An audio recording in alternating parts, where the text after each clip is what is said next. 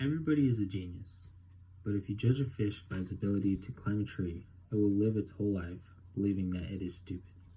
Albert Einstein. Today I will be asking the question of the overabundance of expectations held in school towards children.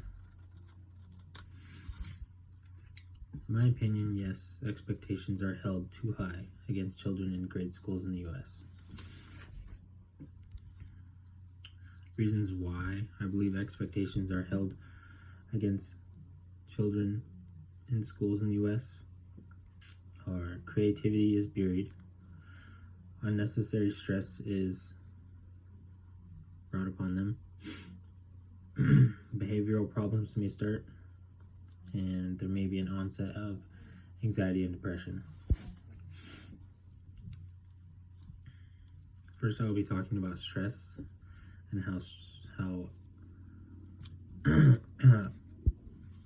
the higher expectations in school can bring upon stress in adolescence. So I'll start with, in an article published by Christina Vega on August 6, 2016, Vega lists some statistics about how school stress affects adolescents, such as how during the school year, some teenagers reported higher levels of stress than grown-ups, according to the American Psychological Association. Younger students don't have it much better either.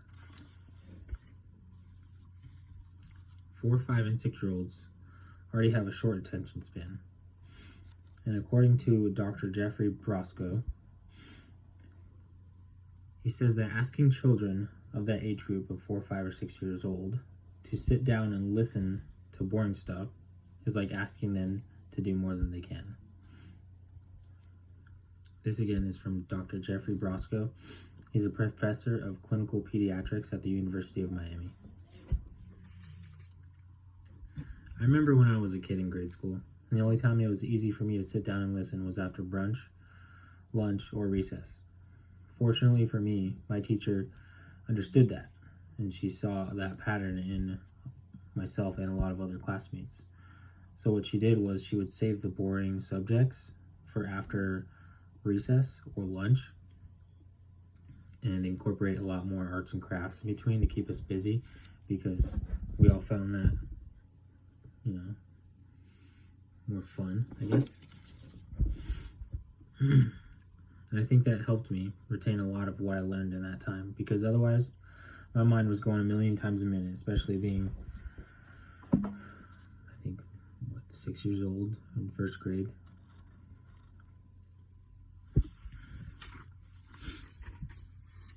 So coming back to Dr. Brosco's analogy and statement about the younger kids, I think and agree that it was pretty spot on, because I could directly relate to that. And just think about it, if you asked a kid around 4 to 6 years old to just sit down and listen to boring stuff or boring subjects for, say 30 to 45 minutes, they're going to start fidgeting around and, start moving around, and they're definitely not going to be able to focus on just that one thing. So, which brings me to my next point, anxiety. So according to a study from the year 2000, children in elementary school may be as anxious as the typical psychiatric patient from the 1950s. And this is reported from the American Psychological Association. I can agree with this statement up until I hit high school, which is surprising because many of the people I know say that high school is pretty tough rather than elementary school or middle school. And looking back now to my early childhood, I was pretty anxious when it came to school. I was always worried about presentations or not coming home with the grades that my mom thought I was capable of. A lot of that anxiety came from the fact that I didn't think I could do as well as the other kids. And I just had a lack of confidence that led to more anxiety when it came to school. Like I previously stated, it wasn't easy for me to go to school without anxiety until I hit high school, because then I started noticing and feeling that school wasn't that bad, and I just had to apply myself to curriculum. And then after that, it was pretty much a breeze. So you just have to kind of, as you mature from adolescence, you start to calm down and you're able to focus more on one thing at a time. So, which brings me to my last point, which is creativity and how it could be pretty much destroyed or buried, like I said before. For example, in an article titled "Schools Are Limiting Creativity Through Forced Rules and Guidelines," this is by Katie Fassbender, published on September 29th, 2014. Fassbender states that schools limit creativity, whether it's in an article or an art class or a science class. Even though students are told to think outside of the box, so-called, and be creative, but when done so, points are deducted for not staying within the rubric guidelines. When I thought about that statement, or when I read that article, I thought it was pretty hypocritical to say, that, or to have the end product of your presentation be deducted in points just because you thought outside the box or you did what you were told. That's like saying, do what I say, not as I do, because that to me is literal hypocrisy, and I'm really bothered by that fact. Like, how can one individual demonstrate their creative skills with limitations? It can be done, but not without being educated out of that creative process. So, it could negatively impact,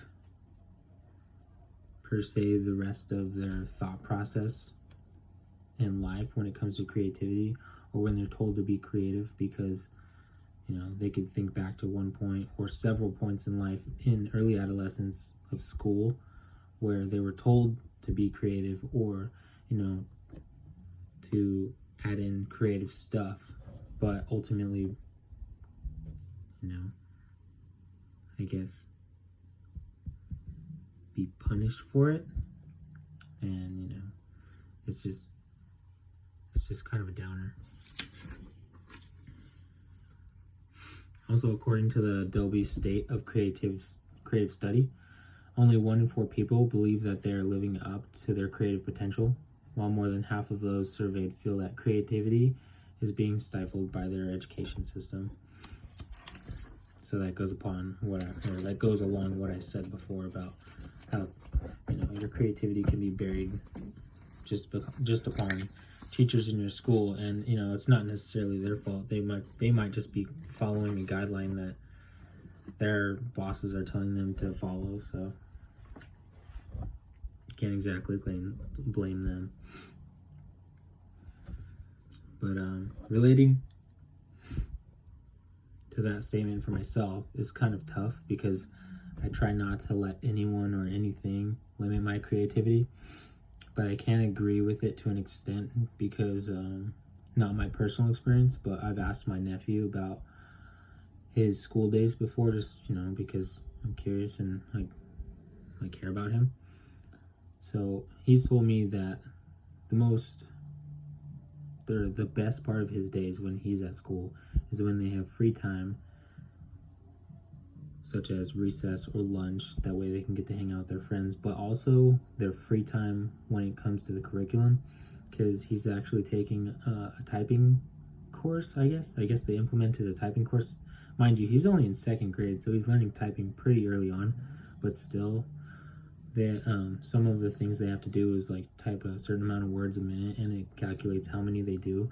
But when they get to do that untimed, he has had better results. So I feel like that already shows when you don't have a time limit or a guideline or a rubric to follow, you can do your best without even knowing it. So as I get to the end of my speech, I would like to review the key factors of how too high of expectations in school can negatively impact adolescents,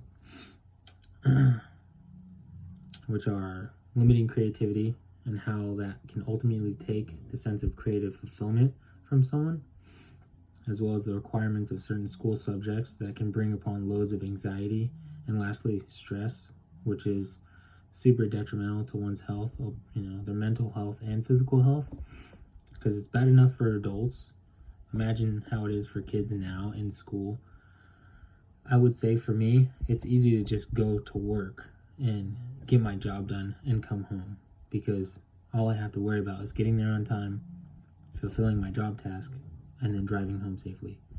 These younger kids have to think about all the different subjects that they are being taught and all the assignments that are being assigned and getting them done in a timely manner, especially when no one kid thinks the same, which is true.